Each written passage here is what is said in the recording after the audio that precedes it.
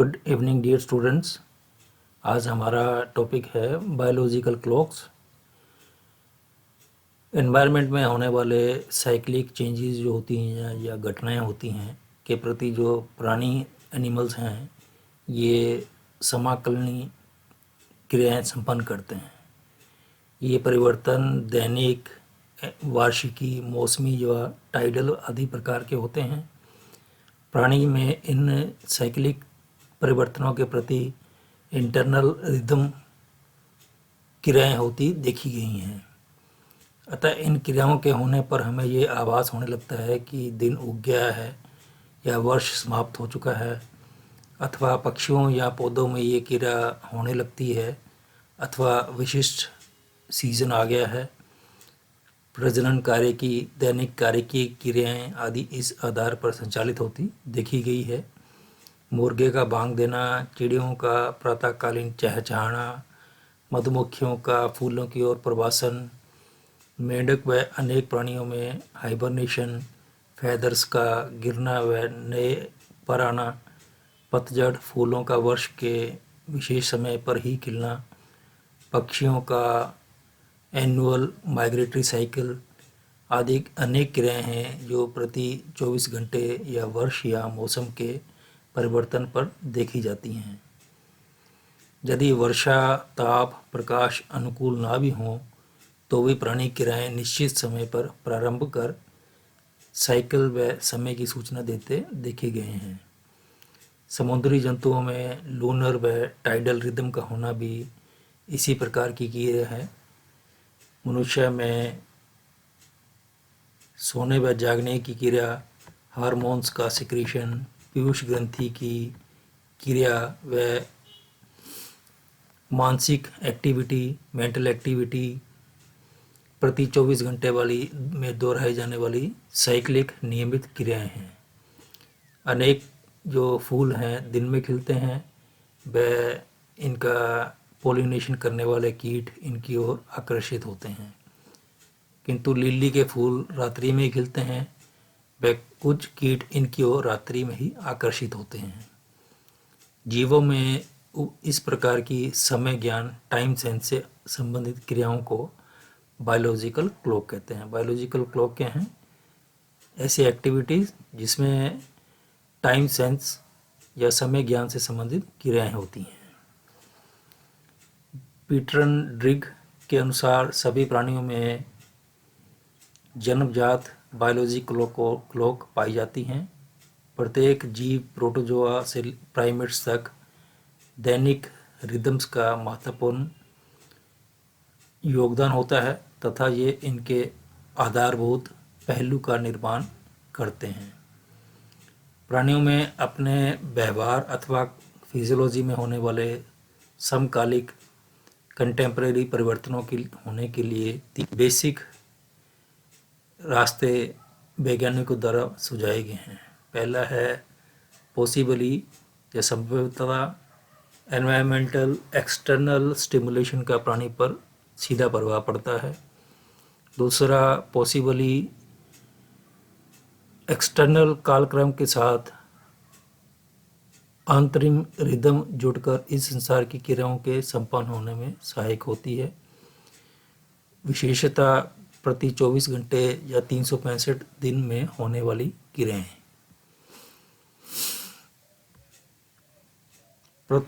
Third है प्रथम व द्वितीय क्रियाविधि के परस्पर मिलने से संबंधित ये क्रियाएं होती हैं। प्राणियों में अनेक क्रियाएं सूर्य की गति, चंद्रमा या तारों की गति से जुड़ी होती हैं। मानव स्वयं आकाश में सूर्य की स्थिति या रात्रि में चंद्रमा की स्थिति जानकर बता सकता है कि क्या समय हो गया है अथवा माह का कौन सा भाग चल रहा है। किसी तारे की स्थिति देखकर ये भी अनुमान जानकर व्यक्ति लगा लेता है कि वर्ष का कौन सा भाग चल रहा है, क्योंकि उपरोक्त सभी घटनाएं नियत काल पर नियमित रूप से होती चली आ रही हैं। वैज्ञानिकों ने पाया कि ब्राज़ील की कुछ मधुमक्खियां सूर्य को कंपास की भांति उपयोग कर विशिष्ट दिशा में अभिगमन करती हैं। हेसलर और श्वेसमान के अनुसार मछलियों व पक्षियों में भी इसी प्रकार का प्रभाव देखा गया है। पापक के अनुसार व श्मिट व एवं कोवेनंग के अनुसार चांद व तारों से भी लय ताल मिलाकर अनेक प्राणियों में इस प्रकार की क्रियाएं होती देखी गई हैं। इन संभावनाओं से नकारा नहीं जा सकता कि कुछ फैक्टर्स जैसे ताप, बैरोमेट्रिक प्रेशर एवं मैग्नेटिक फील्ड भी इन जैवकालिक क्रियाओं से के होने में कोई इम्पोर्टेंस रखती हो। अब इसमें आता है पहला सर्काडियन रिदम। दैनिक अर्थात 24 घंटों में फिर से संपादित होने वाली साइकिल को सर्काडियन रिदम कहा जाता है। ये एक दैनिक रिदम है एवं हर 24 घंटों के अंतराल के बाद डार्क लाइट साइकिल द्वारा नियंत्रित किया जाता है। सभी सर्काडियन रिदम दैनिक होते हैं, परंतु प्रत्येक दैनिक रिदम आवश्यक रूप से सर्काडियन नहीं होते हैं। पादपों में प्रकाश संश्लेषण, श्वसन आदि क्रियाएं दैनिक या डाययूनल होती हैं। प्रकाश संश्लेषी डाइनोफ्लाइजिलेट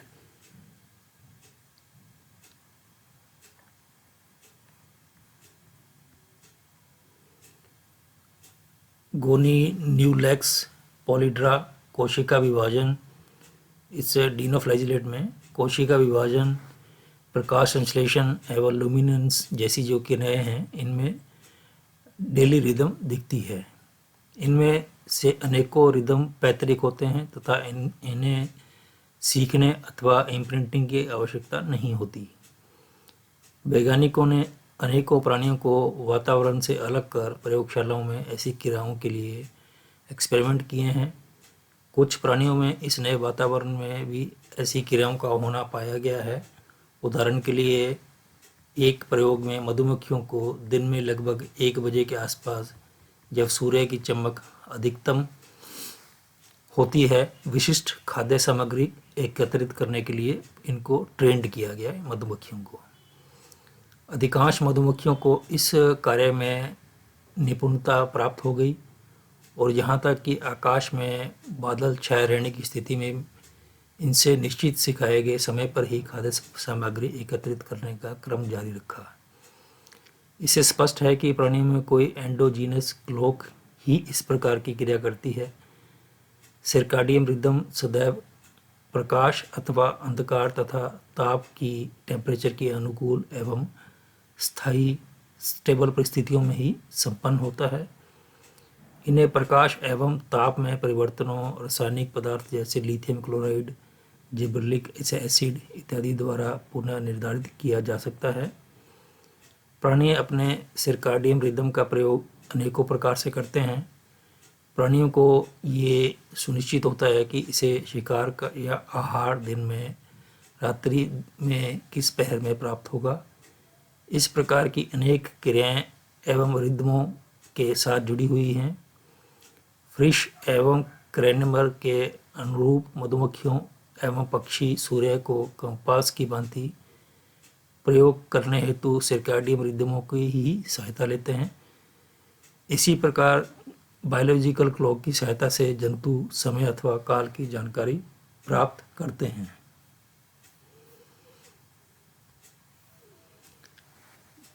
जैविक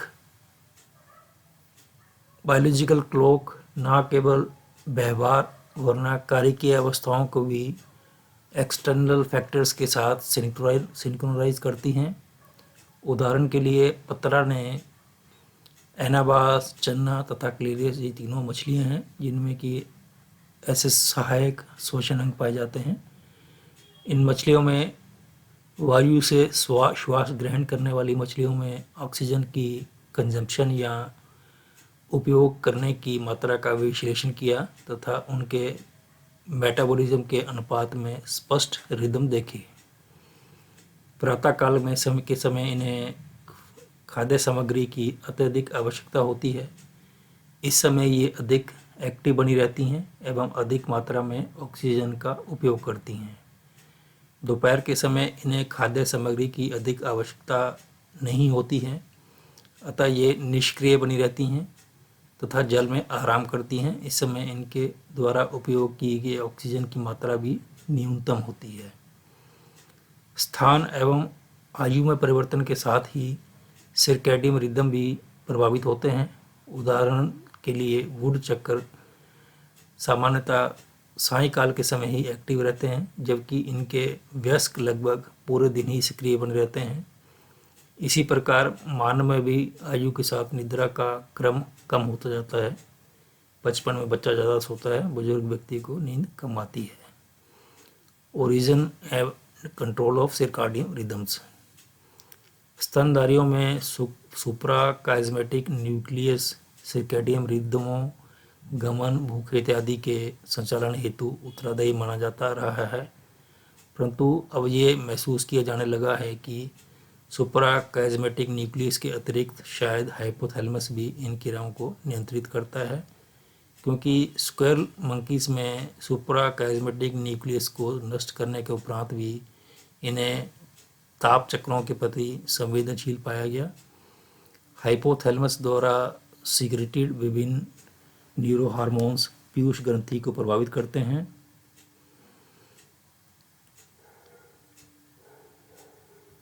जिससे फलस्वरूप ये अनेक हार्मोन का स्रावन करती हैं। इन हार्मोन्स द्वारा ही वास्तव में शरीर की विभिन्न क्रियाओं का संचालन किया जाता है।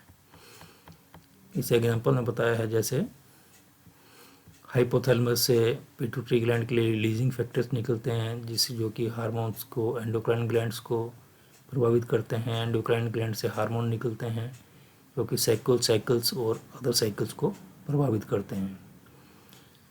मैनेकर के अनुसार पक्षियों में पीनियल बॉडी ताल आवर्तित अभिक्रियाओं को नियंत्रित करती है। पीनियल बॉडी के द्वारा सिक्रेटेड मेलाटोनिन हार्मोन विशेष महत्व रखता है। इसका जो सिंथेसिस है HIOMT अर्थात हाइड्रोक्सी इंडोल ओ मिथाइल ट्रांसफरेज नामक एंजाइम की उपस्थिति में किया जाता है।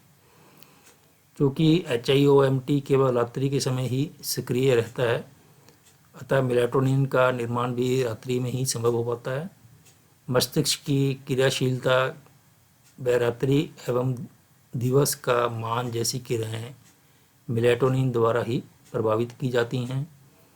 अनेकों अन्य अनुसंधानकर्ताओं का मत है कि सर्कैडियन रिदम को नियंत्रित करने के लिए विभिन्न प्रकार से क्रियाशील होने वाले कम से कम 2 सिस्टम रिस्पॉन्सिबल हैं। प्रथम सिस्टम एंडोजीनियस एवं दूसरा सिस्टम एक्सोजीनियस स्टिमुलाई के प्रति क्रियाशील होता है। जंतुओं का संपूर्ण व्यवहार इन दोनों ही सिस्टम के मध्य क्रियाओं का परिणाम है। पिटनड्रिग के अनुसार अंधेरे में ड्रोसोफिला के अंडों को डेवलपमेंट किए जाने पर शिशु एसिंक्रोनसली बाहर निकलते हैं, मतलब कोई पहले निकल रहा है एक अंडे से, दूसरे अंडे से थोड़ा टाइम बाद निकल रहा है। परंतु यदि अल्प समय के प्रकाश माध्यम से में इन्हें परिवर्धित किया जाए तो शिशु ड्रोसोफिला सिंक्रोनसली रूप से बाहर आते हैं, मतलब सभी शिशु अंडों से एक ही समय में बाहर आते हैं। इसी प्रकार ताप में परिवर्तन भी शिशुओं के अंडों से निकलने के समय को प्रभावित करता है। मानवों में विस्तृत अध्ययन से ये ज्ञात हो पाया है कि इनमें अनेकों प्रणालियां एवं एक साथ क्रियाशील हो रिदमों को नियंत्रित करती हैं। 2 प्रकार की पीरियोडिसिटी जंतुओं में अनेक रिदमों का नियमन करती हैं। पहला है थ्योरी ऑफ एक्सोजीनस पीरियोडिसिटी। इस सिद्धांत के अनुसार बाह्य वातावरण में निरंतर परिवर्तन होते हैं एवं निरंतर परिवर्तित होने वाले कारक जैसे temperature, light, humidity, climate, pressure इत्यादि जंतु के व्यवहार को प्रभावित करते हैं। जियो फिजिकल फैक्टर सदैव साइक्लिक होते हैं। Theory of endogenous periodicity. इस सिद्धांत के अनुरूप हर प्राणी में अनेकों आंतरिक जैविक घड़ियाँ अंतर्स्थित होती हैं जो इनकी कार्य की एवं व्यवहार को नियंत्रित करती हैं। बाह्य उद्दीपनों की भांति आंतरिक उद्दीपन न केवल कार्य की अवस्था में परिवर्तन लाते हैं, अपितु ये जंतु की अंतर्जात एवं बाह्यजात आवर्ती पीरियोडिसिटी को भी संचालित करते हैं। उदाहरण के लिए एक रात्रिचर चूहा अपने बिल से बाहर निकलने के उपरांत आंतरिक कार्यकीय अथवा अर्थात जैविक बायोलॉजिकल क्लॉक के कारण ही सक्रिय रहता है।